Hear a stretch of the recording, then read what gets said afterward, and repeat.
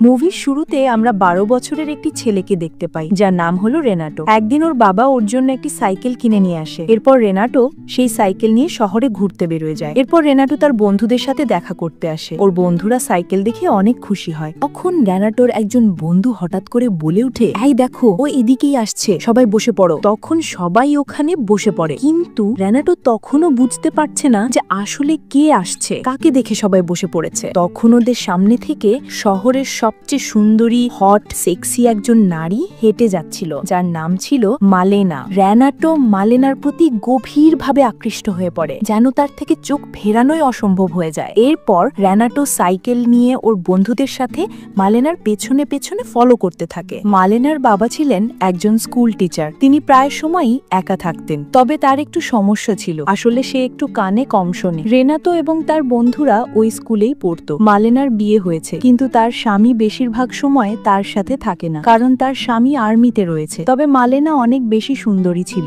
যার কারণে শহরের প্রায় সব পুরুষই তার জন্য পাগল ছিল। মালেনাকে দু চোখ দিয়ে এক নজর দেখার জন্য সবাই লাইন দিয়ে দাঁড়াতো, কিন্তু শহরের মহিলারা মালেনাকে দেখে হিংসায় জ্বলে উঠত আর মালেনার মতো সুন্দরী হতে চাইতো। এরপর আমরা রেনাটোকে স্কুলে দেখতে পাই। তখন ক্লাস চলছিল। ক্লাসে বসেও রেনাটো বারবার মালেনার কথা ভাবতে থাকে, যার কারণে সে পড়াশোনায় মন দিতে পারে না। কিছুক্ষণ পর স্কুল ছুটি হয়। স্কুল ছুটির পর রেনাটো তার সাইকেল নিয়ে মালেনার বাড়ির সামনে চলে আসে। তারপর দূরের রাস্তার ধারে বসে থাকে। মালেনা কখন ঘর থেকে বের হবে সেই অপেক্ষায় বাড়ির দিকে চেয়ে থাকে। তখনই মালেনা ঘর থেকে বেরিয়ে আসে আর রেনাটোকে তার কাছে ডাকে। তারপর কিছু টাকা দিয়ে তাকে সিগারেট আনতে বলে। এরই মধ্যে রেনাটো কল্পনা থেকে বেরিয়ে আসে। তখনও রেনাটো সেখানে একা বসেছিল। কিছুক্ষণ পর সে ধীরে ধীরে বাড়ি ফিরে যায়। তারপর ঘর থেকে তার বাবার প্যান্ট নিয়ে চুপি চুপি টেইলারের দোকানে চলে আসে। তারপর টেইলারের কাছে বলে এটা যেন তার মাপ অনুযায়ী ছোট করে দেওয়া হয়। কিন্তু যখন তার বাবা বিষয়টা জানতে পারে, তখন তিনি ভীষণ রেগে গিয়ে রেনাটোকে মারধর করে এবং বলে, তোর বয়স এখনো শুধু হাফ প্যান্ট পরা, তুই আমার প্যান্ট নষ্ট করলি কেন? এখানে রেনাটো জানতো যে মালেনা বিবাহিত, তারপরও সে মালেনাকে নিয়ে ভাবতো। একদিন রাতে রেনাটো মালেনার বাড়ির একটা গাছে উঠে জানালা থেকে মালেনাকে দেখতে থাকে এবং দিনে রাতে মালেনাকে ফলো করতে থাকে। একদিন রাতে রেনাটো লুকিয়ে লুকিয়ে মালেনাকে রুমের মধ্যে ডান্স করতে দেখে। তারপর রেনাটো তাকে মনোযোগ দিয়ে দেখতে থাকে, কিন্তু মজার কথা হলো মালেনা বুঝতেই পারে না যে কেউ তাকে লুকিয়ে দেখছে। পরের দিন রেনাটো একটা মিউজিক শপ থেকে একটা ক্যাসেট কিনে আনে আর রাতে সে গানটা শুনতে থাকে, যে গানে কাল রাতে মালেনা ডান্স করেছিল। মানে সে গান শুনে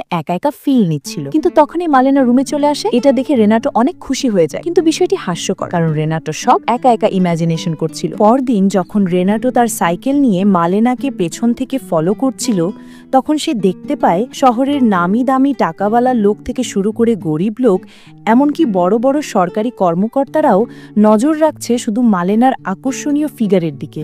সবাই তাকে খুব বাজেভাবে ইম্যাজিন করছিল। মালেনার দিকে এইভাবে তাকিয়ে থাকায় ওই লোকদের স্ত্রীরা মালেনাকেই উল্টাপাল্টা কথা শোনাতো এবং তাকে খুব অপছন্দ করতে শুরু করে, কারণ ওই মহিলারা চায় না যে তাদের স্বামী কখনো অন্য মহিলার দিকে দেখুক।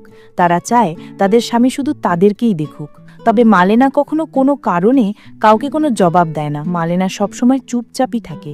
মালেনা তার সৈনিক স্বামীর প্রতি অনেক লয়াল ছিল। এরপর দেখা যায় মালেনা তার বাবার কাছে আসে।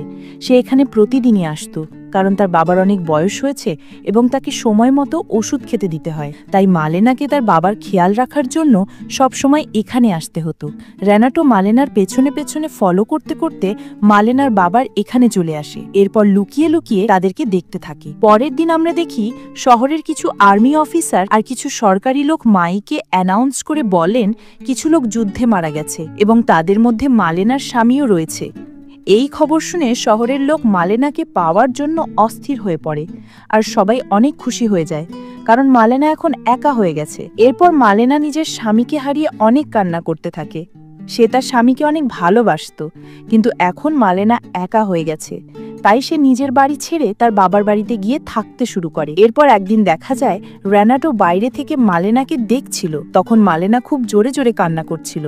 কয়েকদিন পর রেনাটোও দেখা যায় সে লুকিয়ে লুকিয়ে মালেনার শুকানো কাপড় চুরি করে নেয় আর রাতে ওই কাপড় স্পর্শ করে মালেনাকে ভাবতে ভাবতে ঘুমিয়ে পড়ে। পরদিন সকালে রেনাটোর মা রেনাটোর রুমে এসে মালেনার ওই কাপড়গুলো দেখতে পায়। তখন তার মা রেনাটোকে অনেক বকাঝকা করে আর মারধর করে। এরপর রেনাটোর বাবা তাকে একটি রুমের মধ্যে আটকে রাখে। এভাবে 3 দিন পর্যন্ত রেনাটো রুমের মধ্যে বন্দী থাকে। ঠিকমতো খাওয়া দাওয়া না করায় রেনাটো অনেক অসুস্থ হয়ে পড়ে। তখন রেনাটোর বাবা বাবা মা দ্রুত ডাক্তার ডেকে আনে। ডাক্তার রেনাটোকে দেখে পরামর্শ দেন সময় মতো খাবার খেতে হবে এবং মাঝে মাঝে খোলা হাওয়ায় বাইরে হাঁটতে যেতে হবে। এরপর রেনাটো সাইকেল নিয়ে বের হয়ে শহরের রাস্তা ধরল। রাস্তায় বের হয়ে সে দেখতে পেল শহরের সব মহিলারা মালেনাকে নিয়ে বাজে খবর ছড়াচ্ছে। শহরের মহিলারা বলতো মালেনার সাথে নাকি এলাকার লোকদের বাজে সম্পর্ক রয়েছে, মানে শারীরিক সম্পর্ক। আর কিছু পুরুষও মালেনাকে নিয়ে উল্টাপাল্টা কথা বলছিল। তবে রেনাটো জানতো মালেনা ওরকম মেয়ে নয়, সেরকম কিছু করতে পারে না। পরদিন মালেনার বাবা যখন স্কুলে ছাত্রদের পড়াচ্ছিলেন তখন তার কাছে একটি চিঠি আসে। চিঠিতে লেখা ছিল, তোমার মেয়েটা খুব খারাপ হয়ে গেছে, তার সঙ্গে শহরের অনেক লোকের অ্যাফেয়ার চলছে। এই কথা শুনে মালেনার বাবা রেগে গিয়ে মালেনাকে বাড়ি থেকে বের করে দেন। এরপর মালেনা তার নিজের বাড়িতে চলে আসে। একদিন রাতে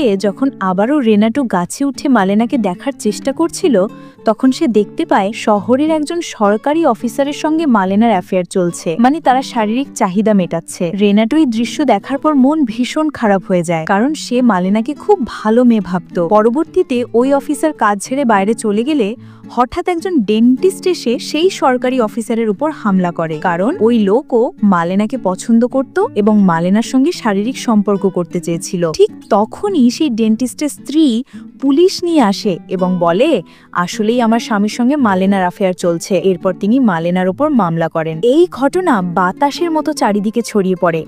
এক কথায় বিষয়টি শুধু তাদের মধ্যে সীমাবদ্ধ থাকেনি, এটা ভাইরাল হয়ে যায়। পরবর্তী সময় সবাই বলতো মালেনার সঙ্গে ওই এলাকার সব বিবাহিত পুরুষের অনৈতিক অ্যাফেয়ার চলছে। এসব কথা শুনে মালেনা অনেক টেনশনে পড়ে, আর এজন্যই সে শহরের একজন বড় উকিলের কাছে যায়। উকিলের কাছে গিয়ে তাকে এই কেস লড়তে বলে। ওই উকিলও মালেনার ফায়দা নিতে চায়। তখন সে মালেনার দিকে কামুক দৃষ্টিতে তাকায়। তারপর সে মালেনার কেস লড়তে রাজি হয়। কোর্টের শুনানি শুরু হলে মালেনার উকিল বলে আসলে ডেন্টিস্টের সঙ্গে মালেনার কোনো সম্পর্ক নেই, আর ওই অফিসার শুধু মালেনার বন্ধু ছিল। শেষে মালেনার পক্ষের উকিল কেস জিতে যায়। এরপর সেই উকিল মালেনার ঘরে আসে তার পারিশ্রমিক নিতে। মালেনা তাকে টাকা দেয়, কিন্তু উকিলের দাবি ছিল অনেক বেশি, তাই পারিশ্রমিক আদায় করার নামে সে মালেনার সঙ্গে অনৈতিক সম্পর্ক গড়ে তোলে। রেনাটো লুকিয়ে লুকিয়ে সব দেখছিল। তখনই সে উত্তেজনায় গাছ থেকে নিচে পড়ে যায় আর একটি হাতে আঘাত পায়। এরপর থেকে মালেনা ওই উকিলের সঙ্গে সময় পেলেই দেখা করতে যেত, কারণ মালেনার কাছে কোনো কাজ ছিল না আর নিজের খরচ চালাতে উকিলের কথা মানতে হতো। এই অনৈতিক সম্পর্কের কথা যখন উকিলের মা জানতে পারে তখন তিনি প্রচন্ড রেগে গিয়ে ছেলেকে মারতে আসেন। তিনি বলেন, তুমি আমাদের পরিবারের সম্মান মাটিতে মিশিয়ে দিয়েছ। এরপর উকিলকে মালেনার সঙ্গে সব সম্পর্ক ছিন্ন করতে বাধ্য করেন। সেই মুহূর্ত থেকে মালেনা আবারও একা হয়ে যায়। এখন কেউই মালেনাকে কোনো কাজ দিতে চায় না। তার স্বামীর মৃত্যুর পর যে পেনশন পেত সেটাও বন্ধ হয়ে গেছে। ফলে মালেনার জীবন আরো কঠিন হয়ে পড়ে। একদিন রাতে মালেনা তার সব চুল কেটে ছোট করে ফেলে, কারণ শহরের মানুষ তার নামে মিথ্যে অপবাদ ছড়াচ্ছিল, অথচ সে কোনো ভুল করেনি। শেষ পর্যন্ত অপমান আর অবহেলায় ক্লান্ত হয়ে মালেনা ঠিক করে এবার সে নিজেই খারাপ হয়ে যাবে। পরের দিন মালেনা শহরে নতুন রূপে প্রবেশ করে। তার চেহারার বদলে যাওয়া রূপ ও সাহসী ভঙ্গি দেখে শহরের মানুষ প্রথমে অবাক হয়, পরে সবাই প্রশংসা ও উৎসাহ প্রকাশ করে। মালেনা ধীরে ধীরে একটি চেয়ারে গিয়ে বসে। ঠিক তখনই কয়েকজন লোক মালেনার দিকে এগিয়ে আসে। তাদের মধ্যে একজন লাইটার দিয়ে মালেনার সিগারেট জ্বালিয়ে দেয়, আর সবাই আশ্চর্য চোখে তার নতুন রূপ ও সাহসী ভঙ্গি দেখছিল। হাতে জ্বলন্ত সিগারেট নিয়ে ধোঁয়া ছাড়তে শুরু করে। তার চোখে এক অদ্ভুত আত্মবিশ্বাস এবং স্বাধীনতার ছোঁয়া দেখা যায়, যেন সে তার পুরনো দুর্বলতা ও অপমানকে এক পাশে ফেলে দিয়েছে। মালেনা তখন মনে মনে ভাবতে থাকে, যখন সে শান্তি ও সম্মানের সঙ্গে বাঁচতে চেয়েছিল তখন শহরের মানুষ তাকে সেই সুযোগটাই দেয়নি, আর এখন তারা তার অসহায়তার সুযোগ নিতে চাচ্ছে। তাই মালেনা বাধ্য হয়ে এমন পথ বেছে নেয় যা দিয়ে সে তার প্রয়োজন মেটাতে পারে। ধীরে ধীরে সমাজের দৃষ্টিতে ভুল হলেও নিজের বাঁচার চেষ্টা ও আয় উপার্জনের জন্য সে এই নতুন জীবন বেছে নেয়। এক কথায় মালেনা প্রস্টিটিউশনের জীবন শুরু করে। একদিন মালেনা এক ব্যক্তির সঙ্গে হোটেলে চলে যায়। রেনাটো দূরে দাঁড়িয়ে তা দেখছিল, আর এতে তার মন খুব খারাপ হয়ে যায়। রাতে রেনাটো মালেনার ঘরের দিকে নজর রাখে এবং লক্ষ্য করে প্রতি রাতে কিছু লোক মালেনার কাছে আসে। তবে মালেনার এই কাজের কারণে সেই লোকদের স্ত্রীরা ক্ষোভ প্রকাশ করে। মালেনাকে সবাই আরো বেশি ঘৃণা করতে শুরু করে। অন্যদিকে মালেনা শহরে ক্রমে খুব ফেমাস হয়ে উঠতে থাকে। সে বড় বড় অফিসারদের সঙ্গে ঘুরে বেড়ায়, আর সেই দৃশ্যগুলো দেখে রেনাটো অসহায় কষ্ট অনুভব করে, কারণ সে চায় না মালেনা এমন জীবনযাপন করুক। সে মালেনাকে সাহায্য করতে চায়, কিন্তু ছোট বয়সের কারণে কিছুই করতে পারে না।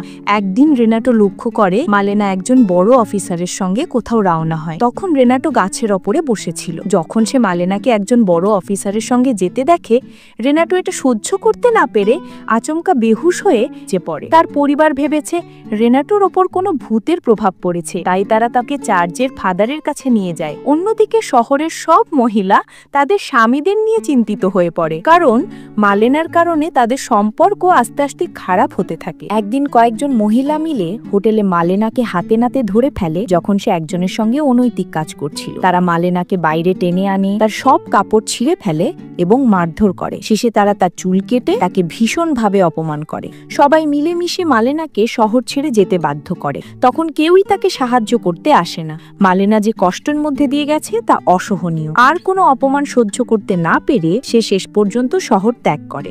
রেনাটো সব ঘটনা দূর থেকে দেখছিল, তখন তার মন ভরে ওঠে গভীর দুঃখ ও তীব্র ব্যথায়। কিছুদিন পর মালেনার স্বামী শহরে ফিরে আসে। সে এখনো বেঁচে আছে, তবে যুদ্ধে তার একটি হাত হারিয়ে ফেলে। তাকে জীবিত দেখে শহরের মানুষ অবাক হয়ে যায়। এরপর সে মালেনাকে খুঁজতে তার বাড়িতে আসে। সেখানে গিয়ে দেখে কিছু লোক তার ঘর দখল করে বসবাস করছে।